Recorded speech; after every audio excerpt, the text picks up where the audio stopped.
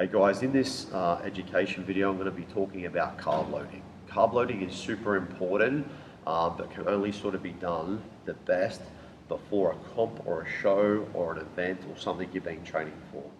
So the best way to do a carb load is jump on my 16-week cut, learn how to lose fat by dieting correctly, watch those videos, stick with the 16-week cut, and then do a carb load a night or a couple of days before an event. When you do a carb load properly, you're actually going to be popping your muscles for at least 2 days afterwards, and you'll look absolutely unreal. This is the point that you'll look your absolute best. I was fortunate enough to do a couple of INBA comps for the Australian National INBA, which is the Natural Bodybuilding Federation, and I learned the most about carb loading around then. When you are carb loading, like if you're doing these cuts and you're doing carb loading, you've got to figure out what carbs work best for your body. Like I personally am an ectomorph body type, the longer, taller athlete body type. So starchy carbs like white rice and potato and stuff like that, they work the best for me and they make me pop the most. But you can try anything you want, like sweet potato. But I personally, with a carb up, I like to be doing like a high GI carb, a low GI carb, high GI carb, low GI carb. So for example, for a carb load, you'll go through the 16-week cut period, like you're going to be training intensely, you're going to be pushing your body, you're going to cut your calories low, you're going to go to the point through that 16 weeks, and then you're going to look at yourself, you're going to be ultra lean, you might even feel a bit wiry and not full, and then you carb load. The importance of carb loading is when you're training like this and you're depleting your muscles of glycogen, which is filled up by carbohydrates, you're going to be just hanging to get that feed into you, and you're going to be hanging to fill out. So just remember, you can actually go up to about 6,000 or 7,000 calories or more on that night if you'd like to. So an example for a carb load for myself, okay, if I've just trained whatever area I've wanted to train, I usually train my weakest point because that's the place I want to grow the most. And as I said in my cheat meal video, that when you actually have a carb load with high GI and low GI carbs, you're going to actually spike your the natural growth hormone called insulin. So just remember, when you're doing this feed, you pretty much have to stuff your belly because it's what you're going to look like the next day when you wake up.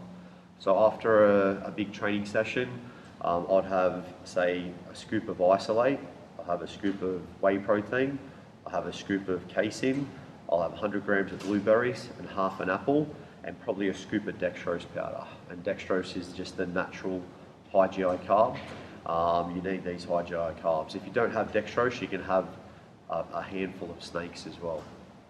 Okay, after that, 45 minutes later, I'll probably have 200 grams of sweet potato, and I'll have about 30 grams of honey all over this meal, and I'll probably have a protein bar. Okay. After that, I'll probably go into having a look at the high GI and low GI. So after that, I'll probably have some rice and turkey mince and some greens. It's always good to get your fiber in too on this day, so make sure you have some greens in that rice and the turkey mince. Then after that, I might have a couple of donuts, or even a 6-pack of donuts and a protein bar. It's really important to know that you can't just have a donut and it's going to be a muscle building meal. You have to have protein together in this meal, otherwise you're just having fats and carbohydrates, and that's a null and void meal. When it comes to the bodybuilding side of things, you do have to have protein with that meal. Okay. After this, I've had the high GI, I'll probably go to a low GI and probably have, let's say, some pasta and some mince or something like that. Maybe 200 grams of mince, just have that big feed up. Okay, after that, I might have, say, some low-fat ice cream and maybe a scoop of protein mixed into it or something like that. Okay, and then I'll go back to the, say, a bowl of oats with a scoop of protein in it. And then I'll have, say, a handful of gummy bears, and then I'll go to sleep. So I'm pretty much having high GI, low GI, high GI, low GI. And this is the best way to carb up because, as I said, you need those high GI carbs to spike your natural insulin in your body. So remember, it's important to know that you can't if you can't carb up and do this one carb up and go back to the next day of normal food, then you have to sort of check yourself and see where your head's at. You've got to get yourself psyched up for this one day and this one event, and it gives you something awesome to train for.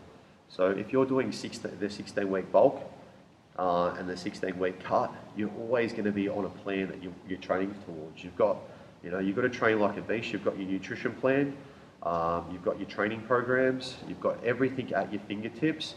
You just have to make sure that your mindset's on point. So just remember, when it comes down to everything, guys, you have to have the mindset, the motivation, the means, the mates and mentors.